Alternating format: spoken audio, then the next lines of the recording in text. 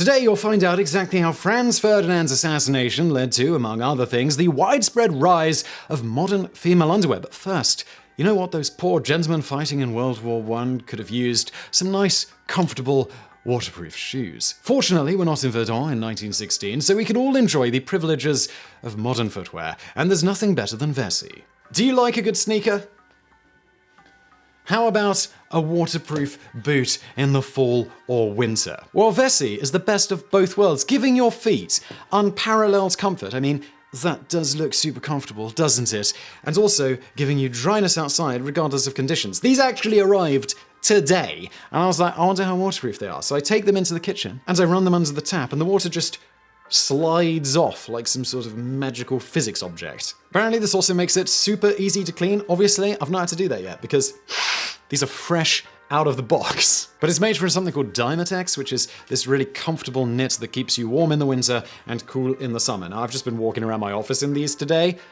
So far, extremely comfortable. Wear them out in a downpour, jump through the puddles, throw them on to run errands in town in the snow. You'll love how reliable they are. Your feet stay dry. It's just getting into autumn here, so I think I'm going to leave my winter boots, which I was wearing at work today, and wear these home. I'm rather excited. Vessi asked me to take these shoes out in the rain, but it hasn't rained for a few days, and so I thought we'd kick things up a notch. But I'm not sure if this will work, but we're going to give it a try. Let's just turn it on to maximum pressure. Alright.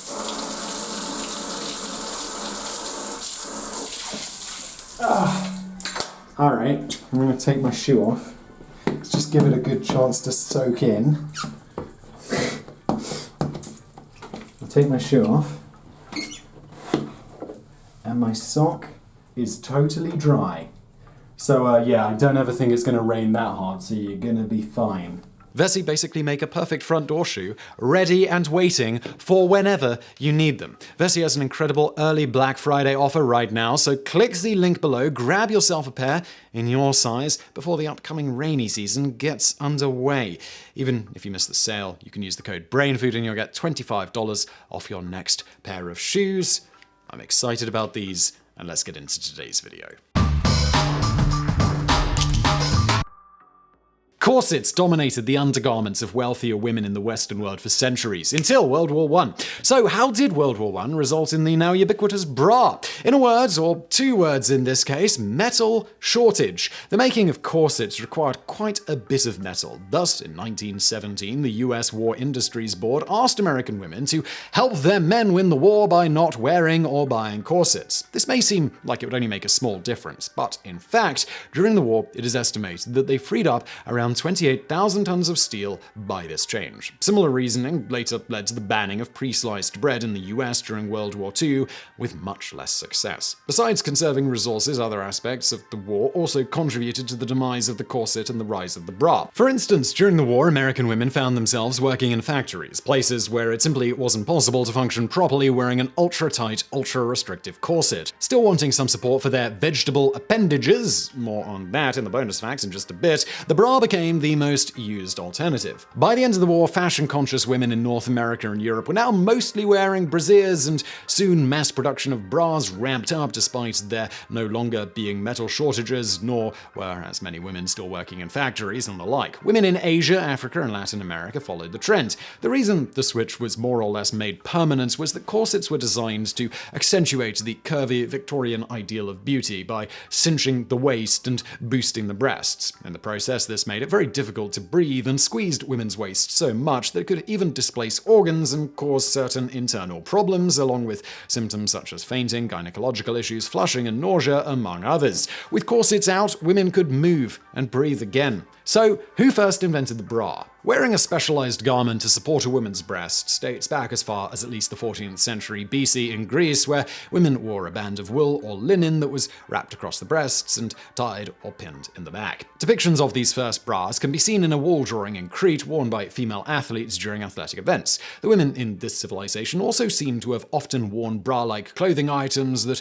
were actually designed to expose the breasts while also pushing them up and making them more prominent. As to the modern bra, it isn't clear who was the first to invent it, as numerous patents in various nations were filed in the mid-19th to early 20th centuries concerning bras. Along with the official patent records, an early 19th century push-up bra was recently discovered in the London Science Museum storage rooms, so even before they were being patented, at least some intrepid women seem to have been wearing something like a modern bra design. The apparent first modern bra design patented in the US was made by Caress Crosby, born Mary Phelps Jacob, who invented her design in 1910. She got the idea for her bra when she was just 19 years old and heading to a ball. Her dress for the evening was a sheer gown. Owing to her large breast size, the dress and the corset didn't work. The whalebone in the corset stuck out of her dress at the top. She then, with the help of her maid, took 2 handkerchiefs and some ribbon and sewed them together to make something like a modern-day bra, so she would still have support, but not the need to wear the corset. After her bra being the talk of the party, with several women requesting she make bras for them,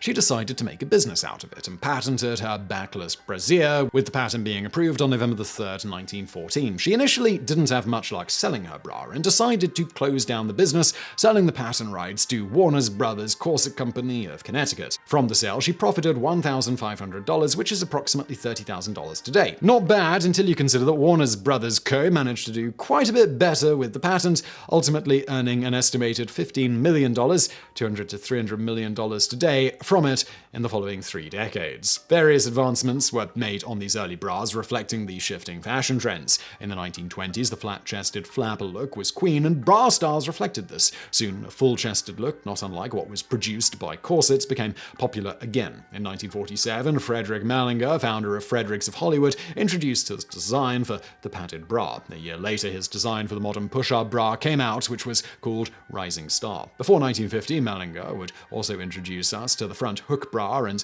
more colorful brassieres. In 1977, Lisa Lindahl and her childhood friend Polly Smith fashioned the modern-day sports bra out of 2 jock straps. They teamed up with clothing designer Hinda Miller, and soon the jog bra was available to the general public. That same year, Victoria's Secret was founded by Stanford MBA Roy Raymond. How we size bras wasn't invented until the late 1920s or 1930s, with some contention over who actually invented the modern sizing system. Some historians credit William Rosenthal and his wife Ida. Others claim it was S.H. Camp & Company who introduced the ABCD letter sizing, with documented evidence of Camp & Co.'s claim appearing in early 1930s ad campaigns showing such sizing. Whoever was really first, the brassiere sizing system, at least as far as the terminology went, soon caught on with other bra manufacturers. Before this, bras tended to come in mostly one-size-fits-all variety, using stretchable material in the cup to accommodate women of varying sizes. The sizing method that was come up with, which by the way is not standard from nation to nation, can even vary somewhat from manufacturer to manufacturer and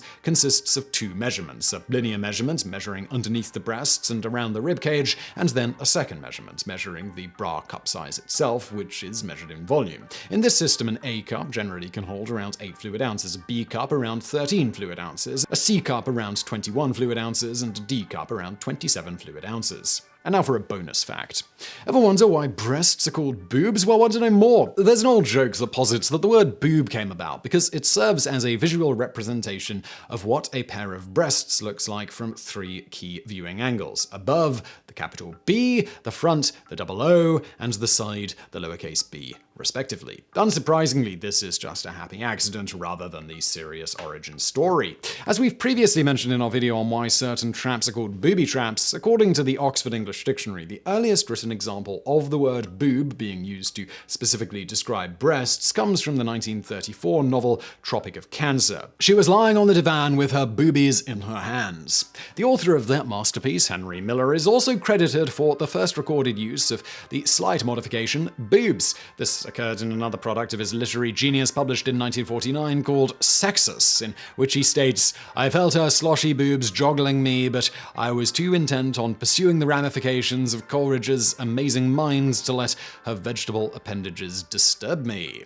However, upon a much more comprehensive review than just consulting the normally impeccably accurate Oxford English Dictionary, we found an earlier example of the word boob used in this way in the lesser-known 1932 novel Young Lonergan by James D. Farrell. In that work, you will find the line, "Studs didn't usually pay attention to how girls looked except to notice the shape of their legs, because if they had good legs, they were supposed to be good for you-know, and if they didn't, they weren't, and to notice their boobs if they were big enough to bounce." Needless to say, whether Miller, who was well known for his works of erotic, breast-centric fiction, wrote his boobies line before 1932 or not, it's generally thought he did not coin the term for breasts, nor likely did Farrell. Now, you're probably aware that the word boob can be used to describe a stupid or foolish person. This particular definition is generally thought to have derived from the Spanish word bobo, which roughly means dunce. This Spanish word, in turn, comes from the Latin bulbus, meaning stammering. There is also a less accepted theory that boob meaning stupid has Gaelic origins. Whatever the case, the word booby in English first popped up in the sense of fool or dummy around the late 16th century, and within decades was applied to birds of the Sula genus. These birds have very large feet that make them look clumsy and foolish when they walk or run instead of fly. In addition, they would often land on ships and are supposedly exceptionally easy to catch, making them popular fare for sailors who began calling the words boobies for their perceived stupidity. Since then, this term has been applied to all manner of things such as the boob tube, the idiot box, the booby trap, a trap for dummies, and a booby prize, a prize for the biggest loser. You might be tempted to think that from this, the definition of stupid gave rise to boob being used to describe breasts, perhaps because of the way they could make men do stupid things, or perhaps because of something akin to the stereotype of a dumb blonde. In fact, this line of thinking is generally cited by those who are offended by the use of the term boob as being the reason the term is offensive to them, that boobs derives from the word that means stupid, and hence it's kind of like calling a woman stupid. However, etymologists don't generally think this is the case. The evidence seems to indicate that boobs meaning breasts has an entirely separate and decidedly more innocent etymology, likely via the word bubby meaning breast. As to where bubby came from, the two leading theories here are either via the German bubi meaning teat, not well supported via documented evidence, or simply via baby talk. As we've discussed at length before, for full and quite fascinating details, see our video, Why Do We Call Our Parents Mum and Dad? The first words children inevitably vocalize will often use consonants like P, B, D, and M in a repetitive fashion, creating formally nonsensical words like papa, dada, mama, and most relevant to the topic at hand, baba. Thus, if bubby didn't just derive from the German for teat, it's generally thought it came from these vocalizations. It has also been widely speculated that perhaps bubby was only partially from baby vocalizations and in fact was just a child-speak variation of the Latin for little girl, pupa, the feminine gender of pupus, little boy, which itself may be a word that has its origins in baby talk. However, we couldn't find any documented connection between pupa and boob other than a whole lot of sources claiming this without providing even the smallest amount of evidence to support the claim. So, until such evidence presents itself, we're going to remain skeptical on this one. Interestingly, in the mid-19th century, bubby was a slang for little boy, but unfortunately for making a connection between pupus and bubby, meaning breast, bubby meaning boy, first occurred almost 2 centuries after bubby was being used to describe memories. In any event, the first reference to bubby, or the plural bubbies, being used to describe breast first appeared in a 1686 poem in New Poems by Thomas Duffy. The ladies here may without scandal shew face or white bubbies to each ogling beau. The next known instance appeared in one of John Arbuthnot's John Bull pamphlets written in 1712, where it states, "One of the things that first alarmed me was that they showed a spite against my poor old mother. Lord, quoth I, what makes you so jealous of a poor old innocent gentlewoman that minds only her prayers and her practice of piety? She never meddles in any of your concerns. For, say they, to see a handsome, brisk, genteel young fellow so much governed by a doting old woman,